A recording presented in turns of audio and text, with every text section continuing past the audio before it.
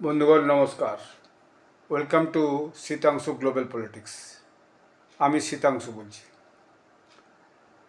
White house আমেরিকার একটা নতুন ঘোষণা করেছে। ঘোষণাটা হচ্ছে যে আগামী দিনে বা আগামী সপ্তাহে ওয়াশিংটন ইরানের উপর এমন একটা স্যাংশন লাগাবে, এমন একটা প্রতিবন্ধকতা লাগাবে যেটা পৃথিবীর ইতিহাসে এ পর্যন্ত কেউ ভাবেনি। এই কথাটা হঠাৎ কেন বলল আমেরিকা? এটাই হচ্ছে আজকের আলোচ্য বিষয়। কারণ দেখা যাচ্ছে যে এতদিন যুদ্ধ চালিয়েও আমেরিকার মিলিটারি বা পেন্টাগন যারা এই যুদ্ধ পরিচালনা করে তারা কিন্তু ইরানকে হারাতে পারেনি। শুধু তাই নয়, ইরানের যে শক্তি ভীষণভাবে ক্ষয় হয়েছে সেটাও কিন্তু এখনও প্রমাণিত হয়নি। সেটা যেভাবেই হোক, তারা রাশিয়ার থেকে অস্ত্র পাক, তারা চীনের থেকে অস্ত্র পাক, তারা অন্য কোনো দেশ থেকে অস্ত্র নিক, ইউক্রেন থেকে অস্ত্র নিক, যেভাবেই হোক তারা কিন্তু যে পরাজয় স্বীকার করার কথা সেটা কিন্তু তারা করেনি এবং তারা এখনও লড়াইটা কিন্তু চালিয়ে যাচ্ছে।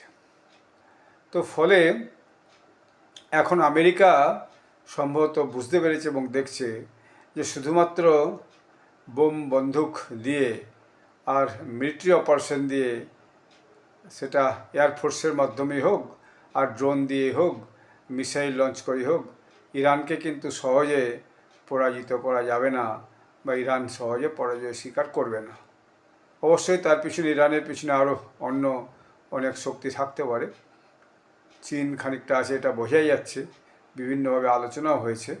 তো ফলে হয়তো ওয়াশিংটন এটাই দেখেছে আর ইরানের সঙ্গে এই বন্দুক, মিসাইল, ড্রোনের লড়াই করে যে অপচয়, নিজেদের যে শক্তিক্ষয়, নিজেদের যে মিলিটারি সম্পদের ক্ষয় করা এবং দীর্ঘদিন ওখানে স্ট্রেট অফ হরমুজে এই যে আব্রাহাম লিঙ্কন বলুন বা অন্যান্য জাহাজকে দাঁড় করে রেখে যে পরিমাণ খরচা প্রতিদিন হচ্ছে, তাতে করে আমেরিকার যে ট্রেজারিতে কিন্তু একটা ভয়ানক চাপ পড়ছে, আমেরিকার অর্থনীতিতে একটা কিন্তু ভয়ানক চাপ পড়ছে।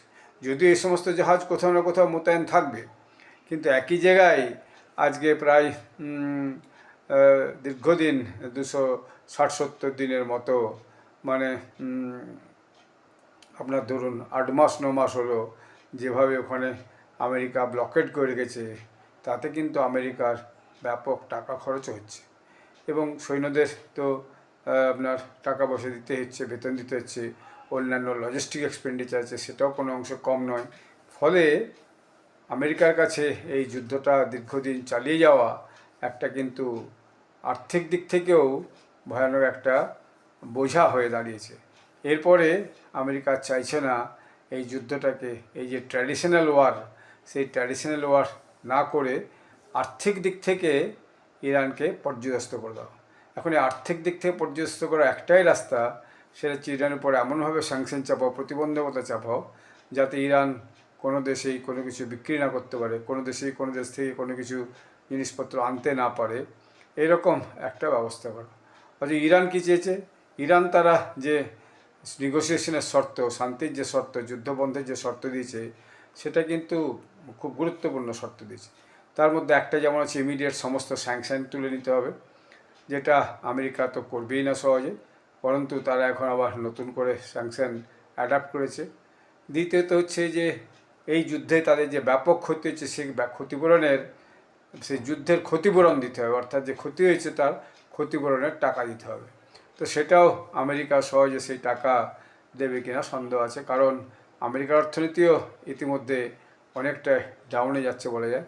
ফলে আমেরিকা শুধু ডলার ছেপে ইরানকে দিয়ে দিবে সেটা তো মনে হয় না। তারপর আর যে সমস্ত শর্তগুলো দিয়েছে, অর্থাৎ যে স্টেট অফ হরমুজ একচ্ছত্র আধিপত্য থাকবে এবং এরপর থেকে আমরা স্টেট অফ হরমুজ থেকে লেভি নেব, সেটা তারা শুরুই করেছে। আমেরিকা যদিও চেয়েছে যে যুদ্ধের আগে স্টেট অফ হরমুজের যে অবস্থান ছিল সেই অবস্থানটাই রাখতে হবে, অর্থাৎ যুদ্ধের আগে যে অবস্থানটা ছিল সেটা হচ্ছে যে ওখান দিয়ে যাতায়াতে কারো কোনো বাধা ছিল না, সমস্ত দেশের জাহাজ ওখান দিয়ে any type of toll tax বা এনি টাইপ অফ ব্লকেড বা any type of attempt to missile attack, এই জাতীয় ফিয়ার বা থ্রেটস বা ভয় ছিল না। সেই পূর্ব পরিস্থিতিতে যুদ্ধের আগেকার যে পরিস্থিতি স্ট্রেট অফ হরমুজের সেই জায়গায় নিয়ে যেতে হবে, এটা ইরানকে দাবি করেছে আমেরিকা। ইরান সেই দাবি এরপর আর কোনোদিনই মানবে না, কারণ এখন স্ট্রেট অফ হরমুজ তাদের কাছে একটা রোজগারের রাস্তা হয়েছে, টোল ট্যাক্স থেকে একটা রোজগারের রাস্তা হয়েছে। ফলে তাদের অর্থনীতিকে ভবিষ্যতে পুনরুজ্জীবিত করতে হলে ওখান থেকে যত জাহাজ যাতায়াত করবে সবার কাছ থেকে একটা মোটা অঙ্কের 10 মিলিয়ন 15 মিলিয়ন 20 মিলিয়ন টাকা প্রত্যেক জাহাজ পিছু আদায় করলে তবেই তাদের আগামী দিনে অর্থনীতি একটু চাঙ্গা হওয়ার একটা সূত্র হতে পারে, বা একটা অন্ত আয়ের সূত্র। স্ট্রেট অফ হরমুজ যে আয়ের সূত্র একটা, সেটা কিন্তু ইরান এরপর বুঝে গেছে। শুধু স্ট্রেট অফ হরমুজ নয়, এইটার মধ্যে দিয়ে এখন দেখা যাচ্ছে রেড সি বলুন বা অন্যান্য যে সমস্ত যে প্রণালী আছে যেখানে যাতায়াত করে, সেখানের আশপাশে যে সমস্ত দেশগুলো আছে তারাও বুঝে গেছে যে সমুদ্রপথ যদি বন্ধ করে দেওয়া হয় তাহলে, বা সমুদ্রপথ দিয়ে যাতায়াতের জন্য যদি একটা ট্যাক্স আদায় করা যায়, সেটা সেই দেশের পক্ষে বা একটা আশপাশের 1-2 দেশের পক্ষে তার কিছু কিন্তু এটা একটা বড় আয়ের একটা সূত্র হতে পারে। তো ফলে আগামী দিনে এই যুদ্ধের যে নির্যাস একটা হতে চলেছে সেটা হচ্ছে যে টোল ট্যাক্স, সমুদ্রপথে যাতায়াতের টোল ট্যাক্স আদায় করা, এটা একটা সূত্র কিন্তু আগামী দিনে হতে চলেছে। ফলে এর মীমাংসা কবে হবে এবং কীভাবে বোঝা মুশকিল। অবশ্য যত স্যাংশন আমেরিকা চাপাবে ইরানের অর্থনীতি আরও অনেক বেশি দুর্বল হবে, সেটা ঘটনা।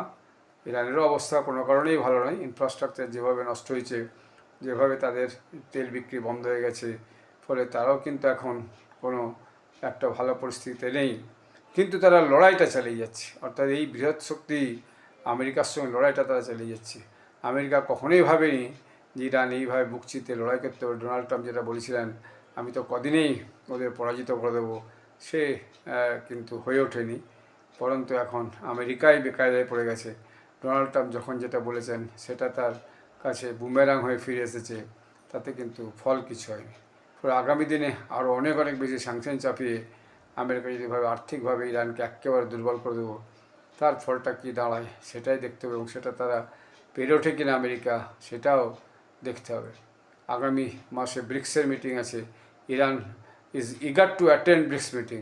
তারা খুব আগ্রহের সঙ্গে ব্রিক্স মিটিংয়ে যোগদান করতে চাইছে। তো যদি ব্রিক্স মিটিংয়ে তারা যোগদান করে এবং ব্রিক্স থেকে যদি কিছু সদর্থক তারা একটা সাপোর্ট পায়, তাহলে পরে কিন্তু ইরান আগামী দিনে আবার নতুন করে যে আর্থিক পুনর্গঠন বা যে যুদ্ধে যে ক্ষয়ক্ষতি রয়েছে সেটা পুনর্গঠনের কাজে কিন্তু নিজেদেরকে নিয়োগ করবে। তো ফলে আমেরিকার এই টোটাল স্যাংশন আদৌ হবে কি না, হলে পরে তার কী প্রভাব হবে এবং ইরান সেটা কীভাবে মোকাবিলা করবে, সেটাই আগামী দিনে দেখার বিষয়। আপনারা সবাই ভালো থাকবেন। ধন্যবাদ। জয় হিন্দ। বন্দে মাতরম।